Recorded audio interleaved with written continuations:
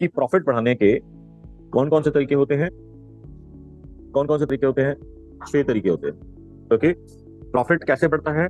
मैंने आपको बताया revenue multiplied by percentage margin. अगर आपका रेवेन्यू तेजी से बढ़ता रहे कंसिस्टेंटली तो आपका प्रॉफिट बढ़ रहा है एब्सोल्यूट टर्म्स के अंदर, परसेंटेज टर्म्स के अंदर नहीं बढ़ रहा मगर एब्सोल्यूट टर्म्स के अंदर बढ़ रहा है।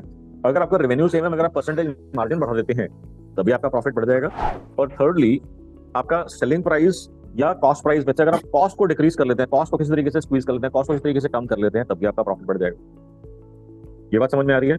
और ये दो फैक्टर्स के अलावा रेवेन्यू को हमने देखा था आपसे कुछ सेकंड पहले, कुछ मिनट पहले डिस्कस करा था कि रेवेन्यू बढ़ाने के 4 तरीके होते हैं। तो रेवेन्यू बढ़ाने के कौन कौन से तरीके हैं? नंबर ऑफ लीड्स अगर आप बढ़ा लेते हो, कन्वर्जन रेट अगर आप बढ़ा लेते हो, buying price, buying average order value बढ़ा लेते हो और बाइंग फ्रीक्वेंसी बढ़ा लेते हो। तो ये 4 तरीके अगर हो गए आपके रेवेन्यू बढ़ाने के। अगर रेवेन्यू बढ़ता है तो आपका प्रॉफिट भी बढ़ेगा एब्सोल्यूट टर्म्स के अंदर, परसेंटेज मार्जिन के हिसाब से नहीं बढ़ेगा, परसेंटेज टर्म्स में नहीं बढ़ेगा, एब्सोल्यूट टर्म्स में बढ़ेगा। So there are 4 factors to grow your revenue which will also help you increase your profits.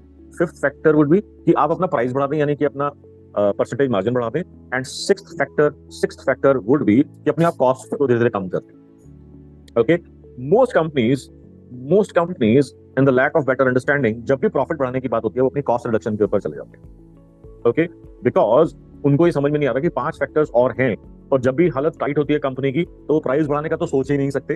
Understandable है, सिचुएशन टू सिचुएशन ये चीज डिपेंड करती है कि मगर ब्रॉड टर्म्स के अंदर अगर कोई कंपनी जो है प्रॉब्लमेटिक मोड के अंदर है, प्रॉब्लम फेस कर रही है रेवेन्यू ग्रो करने के अंदर, सैलरीज और अपने खर्चे निकालने उनको डिफिकल्ट हो रही हैं, तो उस केस के अंदर वो प्राइस बढ़ाने का तो सोच भी नहीं सकते। क्यों? क्योंकि उनको लगता है कि ले देके जो 10 क्लाइंट आए हैं साले वो भी ना छूट जाएंगे। आप समझ पा रहे हैं साइकोलॉजी को, इसको आप अंडरस्टैंड कर रहे हैं।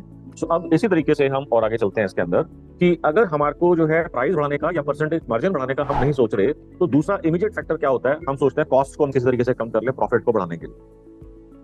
अनफॉर्चुनेटली अभी भी बाकी 4 फैक्टर्स के ऊपर कोई फोकस नहीं आ रहा। आपने जितनी बड़ी कंपनीज के बारे में सुना होगा, जितनी कंपनीज के केस स्टडीज सुनी होंगी, they always immediately always almost always go back to reducing their costs, जिसकी वजह से क्या होता है? लोगों को फायरिंग शुरू हो जाती है, पिंक स्लिप्स इशू होना शुरू हो जाता है, ले ऑफ शुरू हो जाते हैं। सुना है कि नहीं सुना है सब? ऑफ कोर्स हमारे को देखना है कि क्या रेवेन्यू या प्रॉफिट बढ़ाया जा सकता है। ये आपका जो कॉस्ट कटिंग वाला है ये सबसे सबसे सबसे लास्ट फैक्टर होना चाहिए। But a lot of times I see that most companies instead of focusing on the other 4 or 5 factors they immediately straight away jump to cost cutting।